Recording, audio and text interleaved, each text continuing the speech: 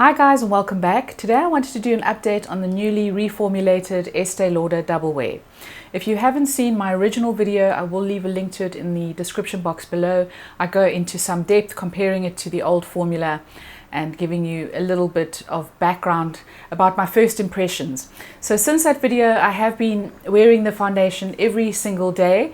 I've really been putting it through its paces. I've been interrogating it, and I wanted to come back and let you know I have some more thoughts on the topic. So you'll see I have applied it today. I haven't powdered down, so you will probably be able to see that there is quite a bit of glow to the foundation. Now, this is one of the main differences that I've seen between the new formulation and the original. So the original one, I was in the shade 3-in-1 Ivory Beige, and I considered it my go-to bulletproof foundation. It was the one that I could wear on special occasions or when I needed my foundation to last a good 12 to 16 hours. It really was just amazing. I only needed a little bit of powder, and then I would probably have to powder down a couple of times throughout the day or the evening. I do have combination skin, so I do have oils that come through, and I found that the Estee Lauder Double Wear Original was really very good at keeping them at bay. It also seemed to smooth my pores. I do have enlarged pores and quite a bit of texture, and it seemed to do a really good job of smoothing my skin. Fast forward to the new iteration of the foundation, and I'm finding that it definitely doesn't do the same thing. So we've already established that it is a completely different formula. They have not just tweaked it, they've really overhauled it entirely. So there will be a lot of very sad people. It was long overdue for an overhaul, but at the same time, perhaps they could have left it as is and come in with a completely new formula and had them both side by side. I think that would have been the ideal, but they haven't done that. So unfortunately what we are left with is this. So you can see that it is quite shiny. The new formulation has something in it that they call the polymer matrix, and what it does is it kind of leaves an invisible mesh or net over your skin. So the foundation is really very, very transfer proof, minimal transfer, but I do still get shine that comes throughout the day, and it comes through a lot more evidently and a lot more quickly than the previous formulation. So definitely finding that.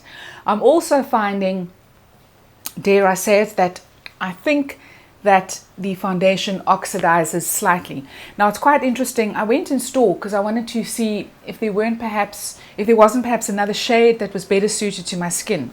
And when I went in store, one of the head representatives from head office was actually in store at the makeup counter, and I said to the sales assistant, I just felt that the ivory beige was pulling a little bit yellow on my skin. And the representative piped up, she jumped into the conversation, and she said in no uncertain terms, "Our foundation does not oxidize." Now I hadn't even mentioned the O word. So it was quite interesting how she immediately jumped on that bandwagon. But I do feel that if I can agree to disagree with her, I think it does oxidize slightly. Now it's not really in a bad way, but I do feel that the ivory beige, which is a neutral tone, it does pull a little bit warm on my skin. It's probably negligible. It's really not in a bad way, but I do sense that. So I wanted to see if there was something that was a little bit more neutral in the range. They did give me a couple of other colors to test. I tested Pebble, which I felt was really too pink for my skin, and I will do a little dab so you can see it there. It's a lovely neutral, but it is just a little bit too pink, and it's going to end up looking quite grey on my skin. And then they suggested a slightly lighter shade. This is one of the new shades that's entered the fray, and it's called Dolce. It's 2N3, so it's still a neutral color, but I just feel that this one is a little bit too light. So I'm going to put that on So you can see that next to the pebble. And then I am going to add a little bit of the ivory beige.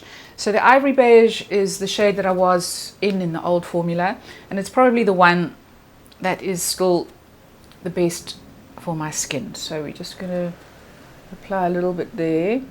So you can see it probably is, once it's been blended in, I think this is the closest match that I'm going to get to my skin tone. So now that I have settled on a shade, I guess the question really is, do I need this foundation? How is it different to any of the other foundations in my collection? So to me, it's definitely lost its X factor.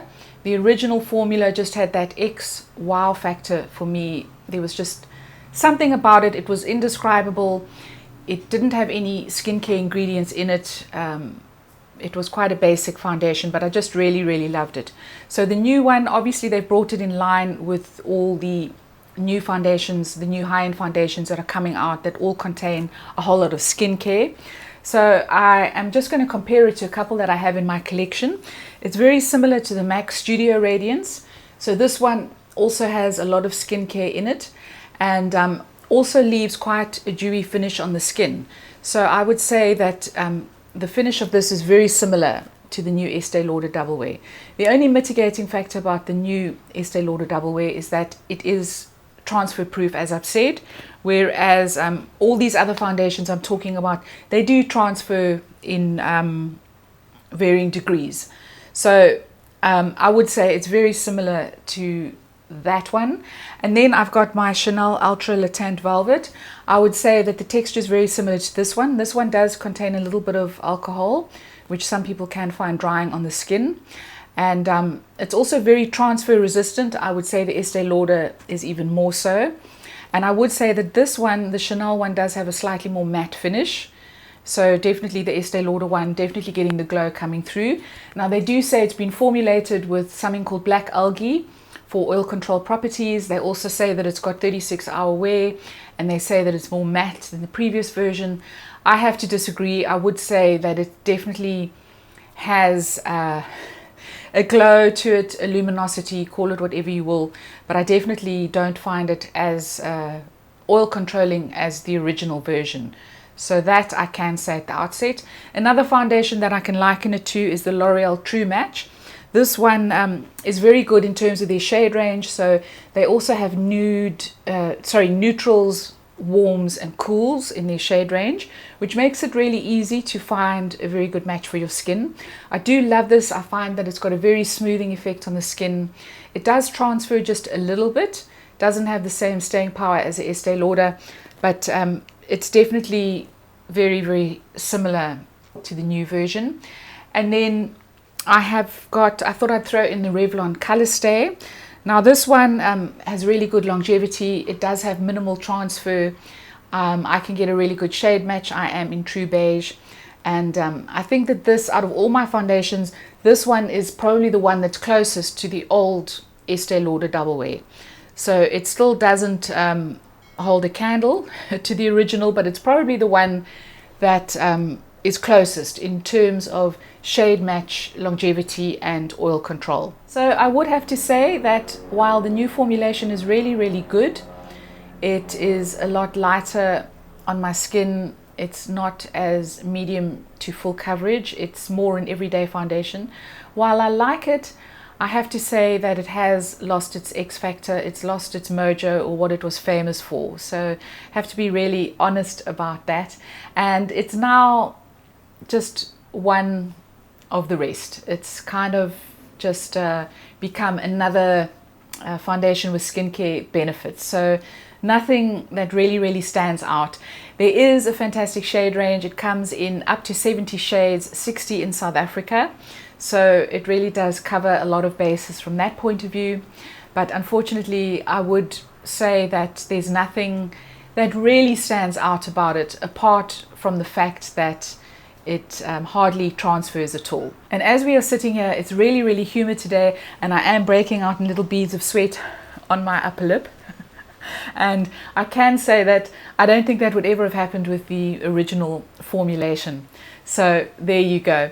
If you have tried this foundation, please let me know what you think. Leave me a comment down below. I'd love to hear from you. I have been getting a lot of feedback on the new version and what people think about it. So let me know. It'd be good to hear from you. If you enjoyed this video, please do give it a thumbs up. Please don't forget to subscribe, and I will see you next time. Ciao, ciao.